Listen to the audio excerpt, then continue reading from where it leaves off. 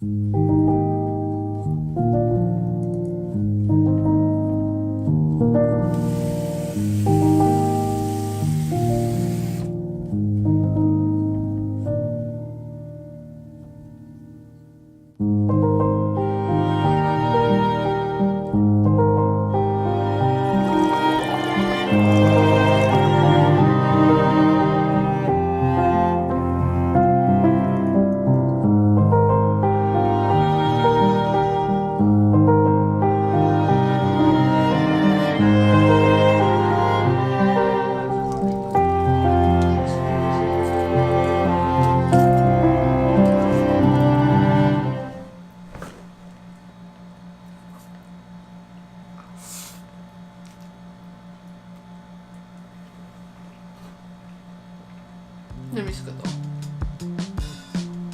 is up, everybody? Welcome back to another video. Okay, so once again, it has been a while and I apologize for that, but the question is, you missed me, didn't you? Okay, so if you guys recall, a couple of months ago I was in the States, and that was actually around 3-4 months, which is the longest time I have ever been away from the Philippines. So in this video, I will be talking about the things that I missed back home here in, well, the Philippines. So let's get started. Number one is a little weird, actually a lot weird, but bidets. Now guys, America don't got no bidets. The country that seems to have literally everything except for bidets, apparently. So my family and I, we just made this little makeshift tabo thing with a big measuring cup. It was very weird to get used to, but we had to, so yeah. Second thing, malls. Now this isn't actually something that I thought would be one of those things that I would miss, because honestly, right here in this country, it's just a mall. But dang, our malls are freaking amazing. Like, you could spend your entire day in a mall and it would be just such a fun day, because mall settings in America are kind of just, you go somewhere, you buy something, and then you go home. It's not somewhere where you can stay and hang for the entire day, unlike here. Malls here, 2 thumbs up. Now the third thing isn't a physical thing, it's more of a being able to reach things type of thing. Because in America, I am twice as tiny as I am here in the Philippines. There was a time where I was just on the couch watching Netflix and somebody rang the doorbell. And of course, I had to go check who it was, but I couldn't reach the peephole. So I had to get a stepladder because I need a stepladder to see through the peephole.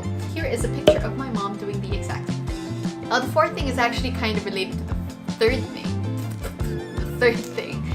But age-wise. Now people think I am a freaking kid, 12 to be exact, which leads to another story. So I was on my way home back to the Philippines and I was boarding a flight, and a flight attendant comes up to me and talks to me, which I found a little weird because I didn't see him talking to anybody else, but he asked me for my name, stuff like that. So I just went along with it. So yeah, my name is Bianca, blah blah blah blah. And as I was leaving the plane, he does this.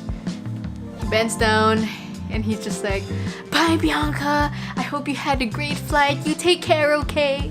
And then again, he didn't talk to anybody else on the flight, so he probably thought I was some unaccompanied minor or child traveling by myself. So yeah. Moving on. Now the fifth thing is pretty obvious. Food. Now don't get me wrong, I love American food. Fries, burgers, wings. Their portions were freaking huge. I actually gained like a lot of weight while I was in the States, but nothing beats a home-cooked Filipino breakfast. You know, danggit, bangus, fried rice, fried garlic rice, sinangag express, anything with rice, you know, chicken and rice, like Korean barbecue, I miss that too. Street food, gulaman. Oh! You guys get it, it's food. Now the sixth thing would be heat. Now one of the things about the Philippines is that it's known for having a very warm climate. It's just really hot here. I think I'm having a stroke. And I hated it. I used to, you know. When I was in America, it was very cold. I mean, I love that too, being under so many layers of clothing. But it got to a point where it hurt my face, it hurt my hands. Anytime I was out, I just wanted to come back in because it just hurt and it was just hard to move and all that.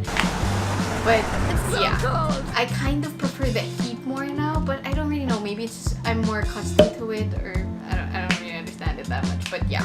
The seventh thing would be that there's always something going on. It's always lively. There's always something happening outside. Or maybe that's just because I lived in upstate New York where nothing really happened that much.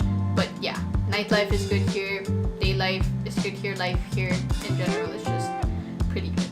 Now the 8th thing would be speaking in Tagalog. Namiss ko mag-Tagalog. Like, super.